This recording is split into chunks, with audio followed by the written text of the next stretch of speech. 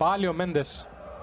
Μήτρογλου πέρασε τώρα από το Σίλντεφελντ, έρχεται ο Τριανταφυλόπουλος. Ο Μήτρογλου συνεχίζει, γυρίζει την μπάλα στο Φουστέρ.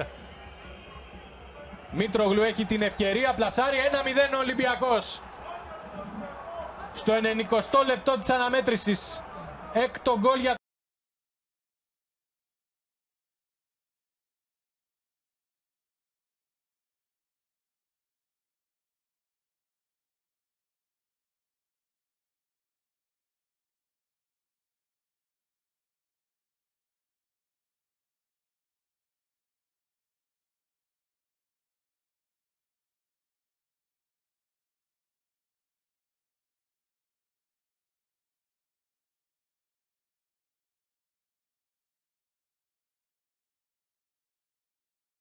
Μήτρογλου πέρασε τώρα από το Σίλντεφελντ, έρχεται ο Τριανταφυλόπουλος. Ο Μήτρογλου συνεχίζει, γυρίζει την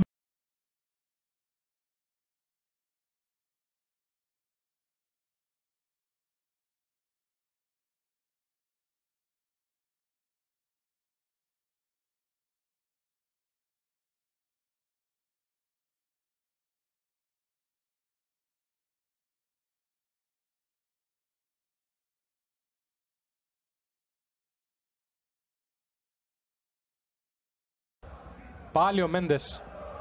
Μήτρογλου πέρασε τώρα από το Σίλντεφελντ, έρχεται ο Τριανταφυλόπουλος. Ο Μήτρογλου συνεχίζει, γυρίζει την μπάλα στο Φουστέρ. Μήτρογλου έχει την ευκαιρία, πλασάρει 1-0 ο Ολυμπιακός. Στο 90ο λεπτό της αναμέτρησης. Έκτο γκολ για